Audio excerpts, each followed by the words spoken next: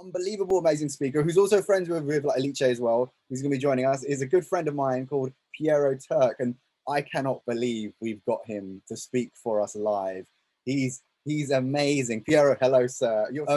It's unbelievable that we've got you, PIERO. I was so happy to see you on the agenda, which is amazing. I was like, yes, we've got PIERO. So, happy to be here with you. Oh no, really proud to be here with you. We're doing a poll right now, so definitely students definitely do the poll, and straight after PIERO has given his talk, then we'll actually release it. But PIERO, I'll leave you to it. If you can share your screen, and I'll see you in about 15-20 minutes when you finish. So lots of luck. See you later. What I can say, I was thinking what I can talk about, and I was thinking I can just give ideas about what means being inspired by something to create new washes. And the starting point is a question, simple question. Why do we wash the jeans? And the answer is we wash the jeans because we want to make them looking like old jeans, already used jeans. And the most important part is that people like it. And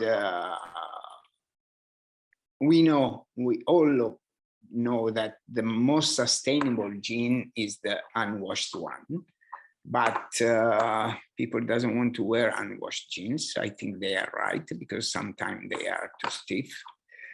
So we have to wash them and to create a look that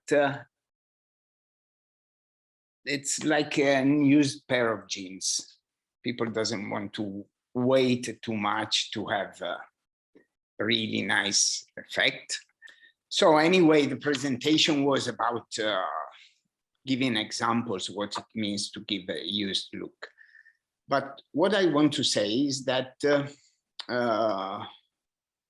everything started in the 70s.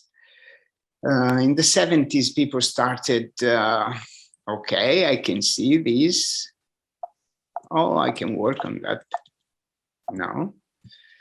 So here you see the historical pictures, and all of them, all the people you see there, they are wearing denims. And it's very simple to see, if you can show the next one and the next one again, that all the garments they are wearing, they have on them the marks of the life of the people wearing them. And this is really nice, really interesting. Every time I have in my hand a vintage garment, a second-hand garment, I like to imagine, I like to dream about the life of the people that was wearing those jeans, those overall working pants, and that is beautiful. And every time I try to reproduce those washes in an artificial way. You can show the next one. We can go quite quick because here now we have historical images, then people that want to see them, they can have them. And you see here, you see details of used garments that are part of my archive. And looking at them, you can understand how now all the brands are trying to reproduce this look and trying to be as much as possible natural. And the interesting thing is that in the past, that was done without thinking about any environmental impact. It was just enough to spray whatever it was, to spray chemicals, to use chlorine bleach.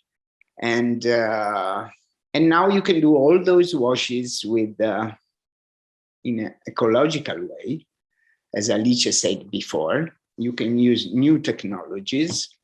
So I think the main point for any designer is to have a background with the know-how about the new technologies, because otherwise you just try to reproduce these looks for any brand. Can be a fast fashion brand, can be a high-level brand, doesn't matter. Try to reproduce these washes, these looks with really heavy impact on the environment, using a lot of water, using a lot of chemicals, can be dangerous chemicals as well. And I think if, especially students, if they want to think about our denim world in the future, they have to know the technologies. And now we have those technologies, and I can say it's just a starting point. When in the 70s, they started, I was too young, or at least I was not interested in denim at that time, and bleaching the jeans in the washing machines, and then using the stone to have abrasion, and then spraying sand to have local abrasion, and then spraying chemicals, and then brushing them and scraping them. Now all that is over. You can reproduce what you see here on the screen. That is a used pant, is not a fake one. With laser, with ozone, without using dangerous chemicals. Still you need chemicals, but there are also good chemicals that can be used to help to reach this target that we want to reach. And we can go on showing other images who is dealing with. Here you see this picture. This one is not a used pant. It's totally new pant from, I guess, an American brand. And this is again a used pant. But you see, you can go on. This is a new one again. And you can see this is a new one. It's much similar to what we see on used garments. And this is the main point of inspiration, is starting from something that is real and reproducing it with the new technologies then. New technologies that are not yet used as much as they should be, because the investments can be big to buy the new technologies, because not all the brands and clients ask for that. They don't care. Sometimes they just look for the price and they don't care how it's made. Jeans, our jeans are made. And that is an important point. I know that working hard and doing experiments and doing developments and trying different ways, all the jeans that you see here, they can be done in an ecological way. And I think that Tonello has a big difference. I don't want to promote Tonello because Alice did very well for herself. But the second point is also a simple question. Do my jeans and my washes, the final result, look nice or not? Because I can also, maybe I know it's not true, wash a pair of jeans with a glass of water. But then if it looks ugly, it looks ugly. So the main point is to be able to combine together all the technologies, to be able to combine the ozone with the laser, eventually with some hand touch at the end. And this is very important. Otherwise, okay, I can wash a pair of jeans with really a small amount of water, but then it's not sellable because it's not nice. So if I can give an advice to young people is to try as much as possible to practice with the new technologies. And as you see in these images, then with the new technologies, you can do whatever you want. Doesn't matter that you have to be related to vintage garments as we like, but you can do anything you want. What you see here can be easily, some of them it's already done with laser, some of them are printed, but can be easily done with the laser. And this means that you have really an ecological way to treat the garments and to change the look of the garments. Because the nice thing, what I like about denim, is that is the only cloth, the only fabric that can be treated in thousands of different ways. We have seen pictures before of garments that were just reproducing vintage garments. And here you see totally fashion-oriented garments.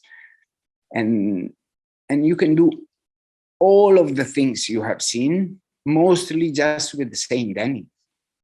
Of course, here it's not the same denim, but you can just use one quality.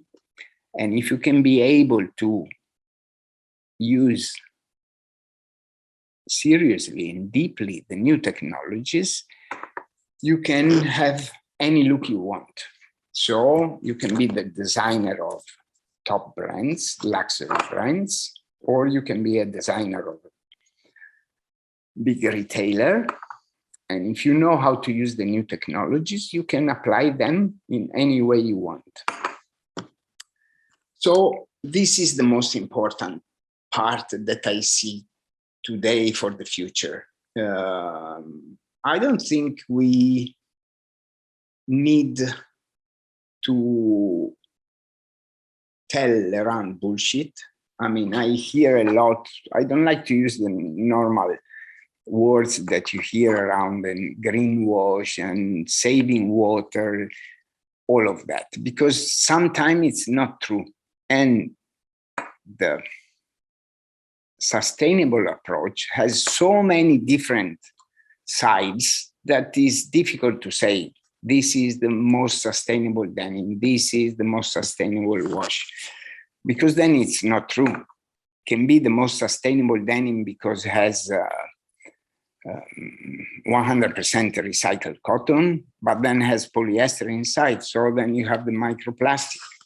It can be organic, but then maybe it's washed with chemicals. So I think that it's also time to stop to shout out with slogans saying the most sustainable, the most sustainable.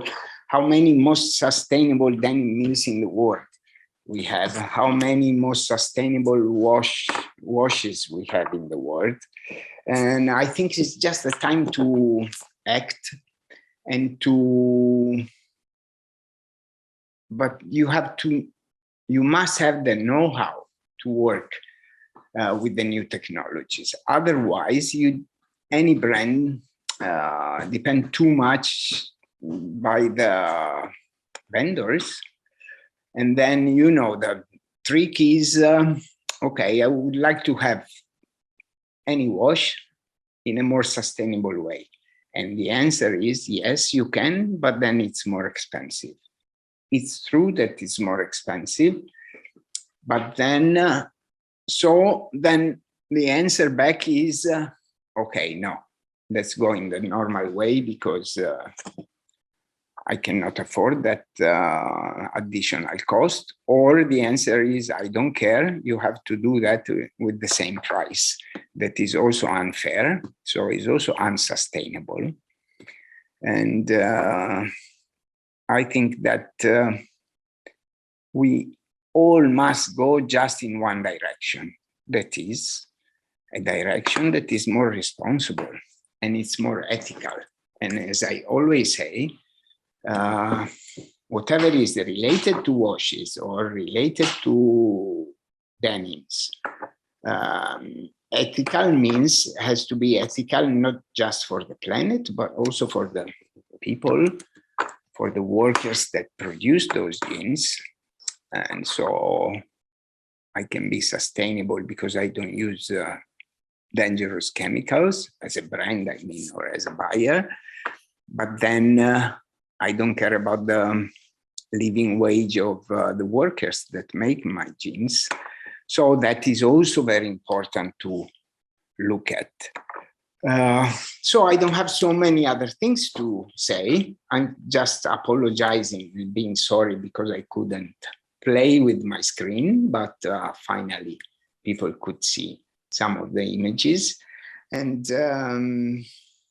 I think the main point is this. You must know the new technologies, and otherwise you can't really go in a modern way to make our jeans. Yeah. Thank you so much. I agree with you, Piero. I love vintage. I collect so much vintage. You know, even today, just today while you were talking, I opened a box from Brit Eaton, who's a, you know, he sends me like things down like mine shafts. So I'm like you. Okay. I collect lots of vintage only to get inspired for when I do washing treatments that are like sustainable with a tornillo or like genealogy machine or whatever. So, and I'm the same. I think it's you need to learn about the past before you can go forward, and you must know about the technologies, all of the technologies. And if you can learn about the chemicals, amazing, but don't worry, there's specialists for that too. Just some questions from the students. What's your feeling on hemp denim and some of the newer technologies like TENCEL and all the other fibers that are coming through that are I find them very exciting, but what's your opinion on some of those newer fabrics? I also like it. I mean, I like anything it's coming and trying to make a new step forward in our industry. But also for that, we have to be, to pay attention. I give you an example. What is called cottonized hemp. Yes. Okay, hemp is considered, let's say, more sustainable than cotton because needs less water to grow. Yes, okay, it needs less water to grow, but to cottonize the hemp, you have to boil it mostly. It's not really just a simple boiling, but so then you use a lot of water, then water that you don't use for the cotton. So just to pay attention on that. I like hemp, but I also like the look of hemp and the use that can be done, but doesn't mean that hemp is the solution for everything. No, it's true. There's a lot of misinformation about hemp. I'm not saying hemp isn't amazing, but you're right. There's a chemical process and a mechanical process to degum the actual fiber, and many of our friends are not being transparent yet about it. So you're right, and I think the students need to ask questions, difficult questions.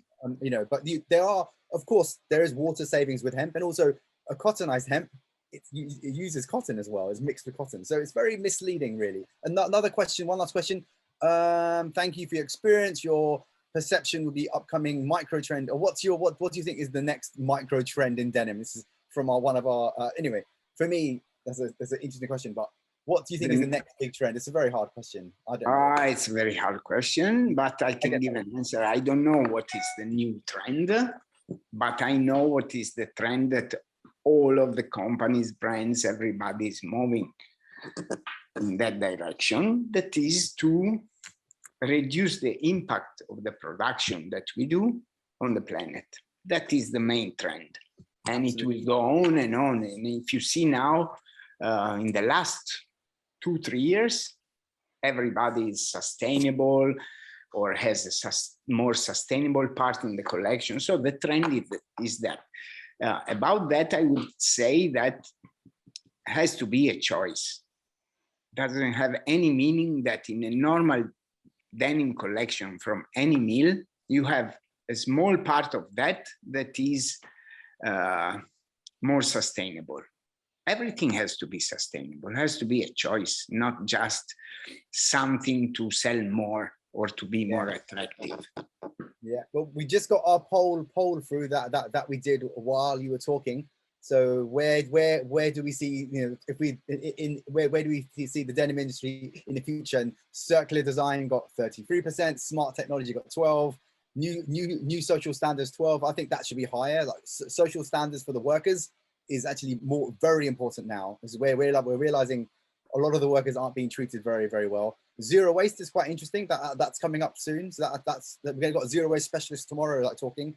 And sort of like reducing as well, and like consuming. Yes, buying less is also something important that we need to try and do.